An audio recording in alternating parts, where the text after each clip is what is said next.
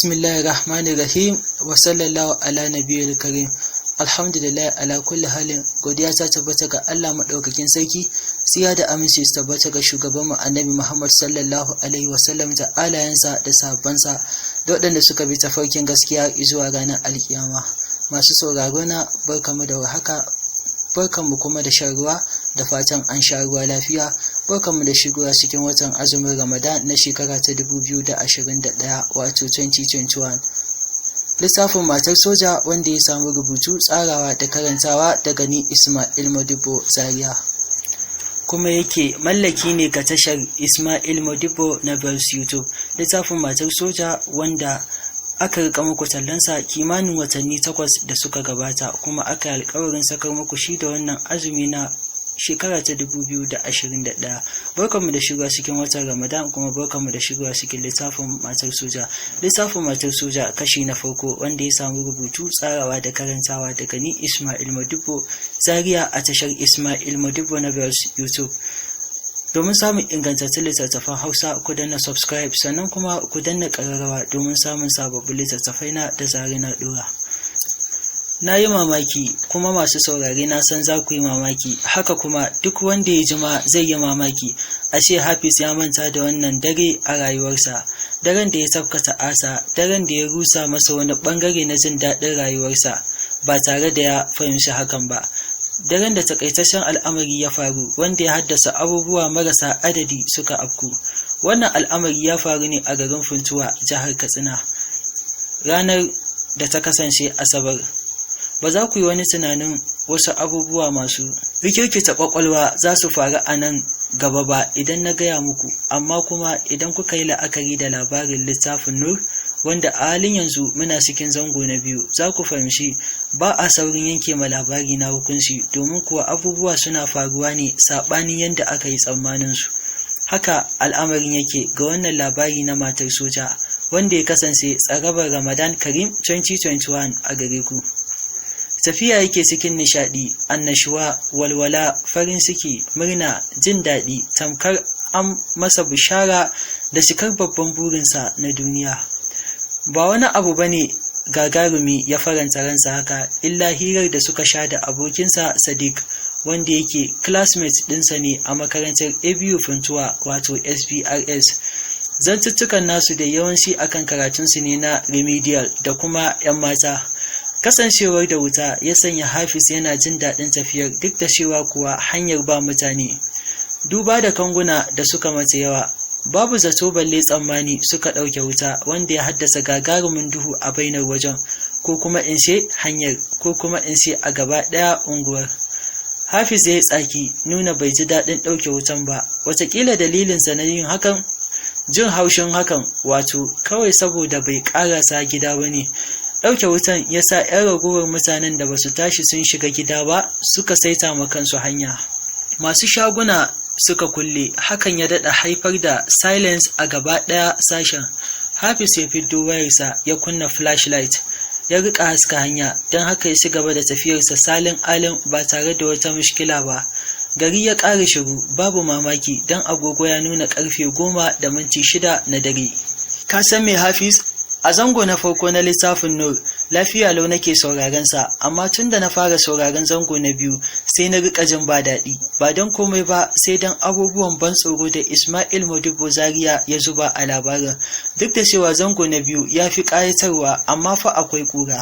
Hafiz ya tuna da hirar da suka yi da Sadiq akan littafin Nur, wanda ya samu rubutu, tsarawa da karantawa daga Ismail Modibo Zaria.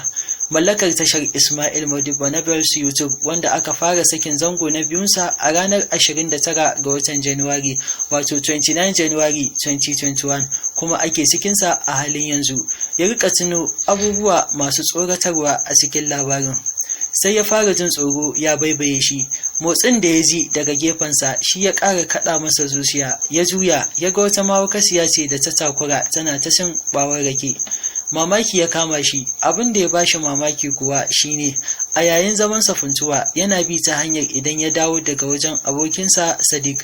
Hanyar sama kenan za a ce, musamman wajen dawowarsa, don ta fi shortcut. amma bai taɓa ganin mahaukaciyar ba, sai kuma ya yi tunanin ai su mahaukata ba su da sheƙa tsayayya, wataƙila yau ta zo garin ko kuma yau ta zo eriyan, don haka ya ƙara haskata. Lalle kan mahaukaciya ce sosai, sai dai ga mai hankali kuma mai lura zai gane Allah ya ƙera mace a nan wajen. Duba da yadda take da tsawo, ba ta da ƙiba, ba ta da rama, ga yalwataccen gashi.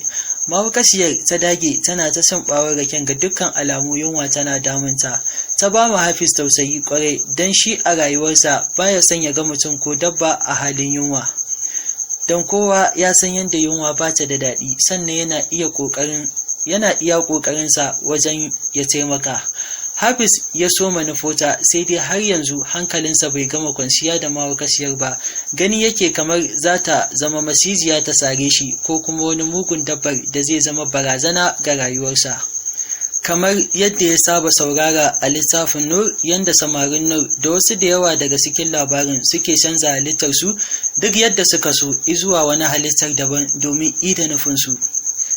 Amma kuma da ya tuna ai Nur labari ne kawai, ba abu ne da ya faru da gaske ba, sai dai bai sani ba watakila marubucin ya yi experiensin hakan ne yana faruwa a bayyane yasa ya yi wannan rubutun. Ku ci gaba da kasancewa tare da ni Ismail Modibo Zaria a wannan kashi na farko na littafin Matar Soja, wanda ya samu rubutu, tsarawa da karantawa daga ni Ismail Modibo Zaria, mallakar tashar Ismail Modibo Novels YouTube. Barkanmu da shan ruwa. Hafiz ya shiga rudani, amma da ya tuna Allah ɗaya ne, sai ya yi ƙarfin hali ya ƙaraso ga mahaukaciyar ya ƙura mata ido. Ya lura lalle fa yunwa ta sa ta sin wannan ɓawar raken, kamar yadda dama kamannin yunwa ba su ɓoyuwa ko ga mutum ko ga dabba. Da hanzari ya juya don zuwa wani shagon provision da ke kusa, ya tsarar da shi ba shi da niyyar tashi, duk da dai kayayyakinsa da ke waje duk ya shigar da su cikin shagon. Mai shagon ya sanya rediyo kusa da kunne yana sauraron labarai, amma kallo ɗaya za ka masa ka fahimci kawai don yana son ya ji labaran ne, amma da yanzu yana gadonsa yana sharar bacci. Zuwan Hafiz ya farkar da shi daga gyangyaɗin da ya so mai, sai da ya saki ajiyar zuciya, ya goge miyan da ya fara tsiyayowa daga bakinsa sakamakon baccin da ya fara ɗibarsa. Sannan ya fuskanci Hafiz ya ce, samari me za a baka? Ga yadda ɗabi'ar Hafiz take, ba shi da raina abin dariya, amma wannan karan bai yi ma ɗan tireda ɗin dariya ba. Wataƙila hakan yana da alaƙa da yadda ya ƙosa ɗan tireda ɗin ya sallame shi. Biredi na 100, mirinda gora ɗaya. Yana furtawa mai shagon ya ɗauko biredin ya sa wuƙa ya soma yankawa. Hafiz yana lura da yadda saura kaɗan ya yanka yatsa, ya ce a ransa, da ka yanke da kawo tsake, kaga sai ka ji labarai ba magagi. Ko me abin daɗi a labaran wannan ƙasar tamu? Oho, a ji labarai da daddare, washe gari aka fa kai ta gardama. Yansan zuciyarsa ya katse a sanda mai shagon ya miƙa masa abin da ya buƙata. Hafiz ya shigo kuɗinsa ya bashi, ya dawo sauri-sauri gudu-gudu zuwa wajen wannan mahaukaciya. Har yanzu kuwa ɓawar raken take shi.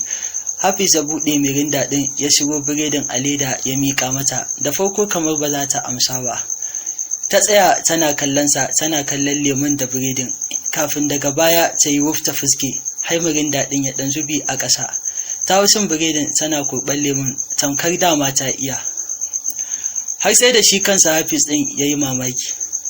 Garin azarɓaɓɓin sin ne zanin ta ya kwance, wanda yake shi ne kawai a jikinta. Hakan ya bayyanar da jikinta gaba ɗaya ta yi tsirara. Hafiz ya kai kallonsa ga yadda Allah ya ƙera kyakkyawan diri na 'ya'ya mata ga wannan mahaukaciya, wacce take gabansa, babu wani hijabi a tsakaninsu. Bai taɓa ganin siffar mace gaba ɗaya ba sai a wannan rana. Sai dai ya sha ganin mata zindir a fina-finan Indiya da Amerika da kuma BF.